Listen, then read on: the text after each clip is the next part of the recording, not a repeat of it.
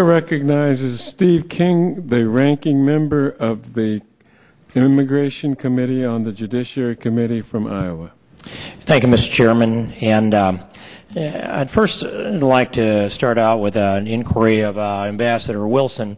And I'm interested in the trip you took to Niger. And I understand some of the work that you did there. Was that overt or covert on that mission? I have said repeatedly that my trip was made at the request of my government. I made it very clear at the CIA, and this is in the June 10th, 2002 memo that was entered into evidence in the U.S. versus Libya case. That for me to my clock is ticking, Ambassador. Could you just help me in overt or covert? I would have to go. I would have to have approval of the State Department and indeed of the ambassador there. That's a question that's classified. You can't answer that. I also made it clear to my interlocutors that I had questions that I'd been asked to do, so it was not covert. It was not covert? That's correct. Okay, and when you came back from there, did you deliver a report to the CIA? I did indeed. There were 2 CIA officers who came to my house within an hour of my having returned from Niger. Was it a written report? It was an oral report. I also provided an oral briefing to the ambassador there before I left, as well as an oral briefing to another State Department employee in Niamey. And was that report then classified? Did it become a classified report after you delivered it to the CIA? The report was classified by the CIA. My understanding is I never saw the written report until parts of it were declassified and published. And the parts of it were declassified, but not all of it. Some of it remains classified? I don't know, because I've only seen what's been declassified, sir. That's curious, because you would be the individual that delivered it all. The parts you've seen that were declassified wouldn't be the entirety of the report, so one can conclude the parts that you've not seen would be classified to this day? The role of the reports officer is to take the raw data and turn it into a report that is then distributed throughout the intelligence community using appropriate, I suppose, intelligence nomenclature. I understand. Then did you view your report that you had delivered to the CIA as classified in its entirety at the time? And were you bound by that confidentiality of classified information that you had gathered? I did not classify it. I did not view it as classified information.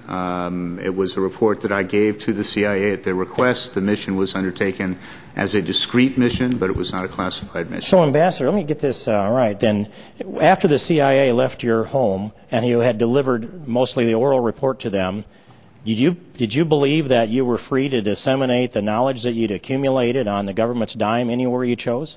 The government's dime, I would define that as I made no wages for this 8 days in Niamey, Niger. Well, let's not get bogged down in that. Did you believe that you could disseminate that information then to the public at will, or did you believe that you were bound by some confidentiality, at least to the level of integrity of the intel that you were bringing in for the government? Congressman, I did not. It was a discrete mission. It was undertaken at the request of my government, and it was handled on a need-to-know basis. That's correct. Okay, and then so it is classified. And have you then leaked any of that to the press prior to the time that it... I'm sorry, classified is perhaps the wrong one. I would not describe it as classified. I would describe it as discreet. Fine. Did you then leak any of that information to the press prior to your July 6th op-ed that you wrote? I shared, first of all, I shared it with Democratic senators at that trip after the President's State of the Union address and after Dr. Al-Baradei testified before the UN Security Council that the documents that he had received from the Department of State, that was March 17th, 2000. But none of those people are press, are they? So did you leak any of that to the press? And after I spoke to the Democratic senators, a New York Times reporter asked me if I would share some of the details of the story with him. And so would that be the reporter Walter Pincus? No, that would be Nick Kristof. Okay, I'm seeing here an article by Walter Pincus revealed June 12th, which would be prior to your July 6th article, that he had an unnamed retired diplomat had given the CIA a negative report. Would that be you that he's referring to? Mr. Pincus learned of my name and he called me. So you did talk with him? So I did talk to him, yes, sir. Okay.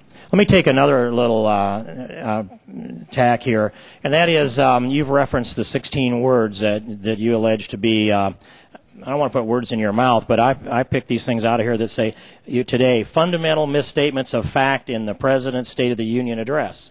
I take that to mean that you disagree with the facts. Do you believe that the President intended to misinform the American people? My view on that is that somebody put a statement in the President's mouth that was not sustained by the evidence, and that, of course, became apparent the day after my article appeared when the President's spokesman said to the press that the 16 words do not rise to the level of inclusion in the State of the Union. And I'm reading from these 16 words, and they seem to be honest and true to this day. The British government has learned that Saddam Hussein recently sought significant quantities of uranium from Africa, and yet your written testimony references sales, not seeking those quantities, but actually the sales of those quantities. Isn't that a bit deceptive as a part of your testimony here at the beginning of this hearing? Congressman, in March, the Director General of the IAEA testified to the UN Security Council that the information was provided him by the Department of State to undergird the assertion in the President's statement. But your reference is sales. The President's reference is sought uranium. There's a distinction there, wouldn't you agree? Congressman, everything that the White House and the administration has said since Dr. al-Baradei's statement indicates that, in fact... That's not the answer to my question. Do you recognize the distinction between the two? Congressman, I think... The gentleman's time has expired. You may finish. I would yield back if the Honorable Ambassador will yield back as well, Mr. Chairman. Well, with your